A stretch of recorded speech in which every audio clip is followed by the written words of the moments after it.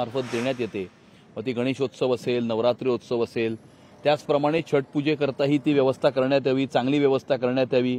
लोकांची वाढती संख्या लक्षात घेऊन चेंजिंग रूम्स आणि टॉयलेट्स वाढवण्यात यावेत आणि कोणत्याही प्रकारचं शुल्कही आकारण्यात येऊ नये अशा प्रकारची व्यवस्था या ठिकाणी, जशी गणपती, नवरात्री आणि छठपूजा या सगळ्या सणांकरता ही व्यवस्था करण्यासाठी आम्ही बैठक आयोजित केली होती आणि त्या बैठकीच्या नंतर मुंबई महानगरपालिका आणि मुंबई पोलिसांनी कारवाई त्याच्यावरती केलेली आहे आणि त्यांनी जे काही या ठिकाणी कार्य केलेलं आहे त्या कार्याची पाहणी करण्याकरता आम्ही या ठिकाणी आलेलो आहोत आणि त्यांनी केलेल्या कार्याबद्दल आम्ही समाधानी आहोत आणि व्यवस्थितरित्या 27 ऑक्टोबरला या ठिकाणी छठ उत्सव जो आहे तो साजरा केला जाईल. काही अधिकच्या सूचना मुंबई पोलिसांना किंवा बीएमसी कर्मचाऱ्यांना तुमच्यातर्फे करण्यात आलेल्या आहेत? नाही, अधिकच्या सूचना आधीच करण्यात आल्या होत्या. नंबर ऑफ चेंजिंग रूम्स जे आहेत ते वाढवायचे, नंबर ऑफ टॉयलेट्स वाढवणे आणि सीसीटीव्ही कॅमेरा सेफ्टी करता लावणे.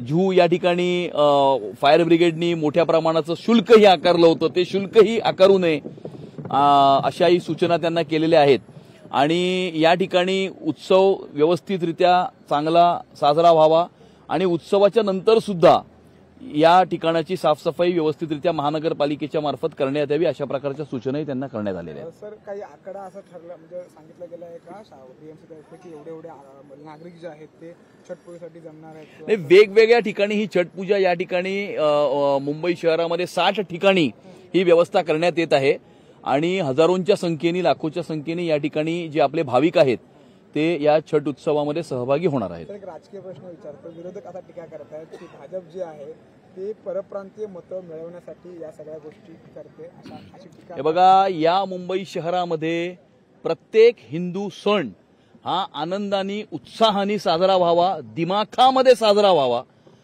तो गणेशोत्सव असेल, नवरात्री उत्सव असेल, होळी असेल किंवा आपला छठ उत्सव असेल, त्यामुळे प्रत्येक हिंदू सण हा दिमाखात साजरा व्हावा ही आमची भूमिका आहे आणि जर याला कोणाचा विरोध असेल तर ते हिंदू विरोधी आहेत असं आमचं म्हणणं आहे आणि त्यामुळे अशा प्रकारची वक्तव्य करणारे त्यांनी ऑलरेडी हिंदुत्व सोडलेलं आहे, त्यामुळे त्यांना तर खानाला मुंबईचा महापौर करायचं आहे, त्यामुळे त्यांच्याकडनं अशा प्रकारची वक्तव्यही अपेक्षित आहेत. आदित्य ठाकरे जे आहेत आता बोगस जे मतदान केल्याचा आरोप महाविकास आघाडी करते, त्याचं प्रेझेंटेशन जे आहे ते आदित्य ठाकरे मांडणार आहेत. नाही, त्यांनी याचंही प्रेझेंटेशन करावं की ते 8,000 मतांनी या वरळीमध्ये कसे निवडून आले आणि त्यामुळे याचीही मांडणी त्यांनी त्याच्यामध्ये करावी किंवा माहीममध्ये अमित ठाकरेंना हरवून त्यांचा उमेदवार माहीममध्ये कसा निवडून आला याचीही मांडणी त्यांनी करावी किंवा त्यांचा जो प्रचलित वर्सोवा पॅटर्न आहे ना, त्यांचा खान वर्सोवामध्ये कसा निवडून आला याची मांडणी त्यांनी करावी किंवा पठाणवाडीच्या मतांवरती सुनील प्रभू दिंडोशीत कसे निवडून आले याची मांडणी त्यांनी करावी. त्यामुळे या गोष्टींचीही मांडणी त्यांनी करणं हे अपेक्षित आहे. ते जे प्रेझेंटेशन करतात ते त्यांना करू द्या, पण आम्ही विचारलेल्या या प्रश्नांचं उत्तर देणारही प्रेझेंटेशन आदित्य ठाकरेंनी करावं अशी आमची अपेक्षा आहे. शेवटचा एक प्रश्न, संजय राऊतांनी आरोप केलेला आहे भाजपवरती की भाजप एक एजन्सी चालवत आहे आणि सर्व विरोधी पक्षांचे फोन जे आहेत ते टॅप केले जातात. चंद्रशेखर बावनकुळेवरती गुन्हा दाखल व्हावा. मी आधी वारंवार आपल्याला सांगितलेलं आहे की महाराष्ट्राच्या राजकारणाचा विदूषक रोज काय बोलतो याच्यावरती स्पष्टीकरण देण्याची किंवा याच्यावरती व्यक्त होण्याची आवश्यकता मला वाटत नाही. त्यांच्यावरती व्यक्त होण्यापेक्षा महाराष्ट्राच्या आणि मुंबईच्या समोर अनेक विषय आहेत, त्या विषयांवरती व्यक्त व्हावं. विदूषकावरती व्यक्त होऊन काय, विदूषक बोलतो, लोक हसतात, निघून जातात, तेवढंच आहे. फलटण शहरामध्ये महिला डॉक्टरने आत्महत्या केलेली, सुसाईड नोटवर पोलिसांवर आरोप केलेत, अत्याचार झालेला आहे. नाही, यामध्ये गृह खातं आणि पोलीस सखोल चौकशी करतील, डिटेल्ड इन्व्हेस्टिगेशन करतील, पीई करतील, प्रिलिमिनरी इन्व्हेस्टिगेशन करतील आणि इन्व्हेस्टिगेशनच्या आधारावरती कायद्याच्या अधीन राहून त्याच्यावरती जी काही कारवाई आहे ती करण्यात येईल. काँग्रेस महाविकास आघाडी सरकारमध्ये शिवसेना ठाकरे गटासोबत होती, ती आता कुठेतरी ठाकरे गटाला दूर सारते. आम्ही ठाकरेंच्या विरोधात, आम्हाला ठाकरे किंवा राज ठाकरे एकत्र आमच्यासोबत नकोय, आम्ही वेगळं लढू, स्वबळावरती लढू असं काँग्रेस म्हणतो. बरोबर, मग आता हे असं का म्हणतायत ते त्याचं उत्तर तेच तुम्हाला देऊ शकतील, मी कसं देणार. त्यामुळे त्यांना आधी ज्यांच्या मांडी लावून ते बसले, लोकसभा विधानसभा लढवल्या, मग आता कॉर्पोरेशन का लढवायची नाहीये. कदाचित त्यांना असं वाटत असेल काँग्रेसला की त्यांची हक्काची जी मतपेढी होती ती कुठेतरी सगळे खान हे उद्धव ठाकरेंकडे गेले, कारण उद्धव ठाकरे खानाचेच राहिले, बाण तर निघून गेला त्यांच्याकडनं. आणि त्यामुळे कदाचित हे त्याचं कारण असू शकतं. अमितजी एक प्रश्न असा आहे की ज्या प्रकारे उद्धव ठाकरे किंवा राज ठाकरेंची जवळीकता वाढत आहे किंवा मनोमिलनाची चर्चा आहे, ती राजकीय अपरिहार्यता आहे काय? आणि असं आहे की तुमच्या प्रश्नाचं उत्तर हे पुढच्या वर्षी मी दीपोत्सवाच्या दिवशी आणि पुढच्या वर्षी भाऊबीजेच्या दिवशी मी तुम्हाला याचं उत्तर देईन. आणि याचं उत्तर मुंबई आणि महाराष्ट्राच्या जनतेला पुढच्या दिवाळीमध्ये नक्कीच मिळेल की गेली अनेक वर्ष एकमेकांचं तोंड न बघणारे, गेली अनेक वर्ष दीपोत्सवामध्ये एकत्र दिवाळीला न येणारे, गेली अनेक वर्ष भाऊबीज न करणारे आता एकमेकांच्या गळ्याभेटी घेत आहेत. मला असं वाटतं की एकदा यांचं मुंबईमध्ये पानिपत झाल्यानंतर पुढच्या वर्षी पण एकत्र दीपोत्सव साजरा करणार का, किंवा पुढच्या वर्षी ही भाऊबीजेला एकमेकांच्या घरी जाणार का, हा माझा प्रश्न आहे. याचं उत्तर मुंबई आणि महाराष्ट्राच्या जनतेला पुढच्या भाऊबीजेला मिळेल. मुंबई महानगरपालिका निवडणुकापूर्वी आपण बघायला गेलो तर अमितजी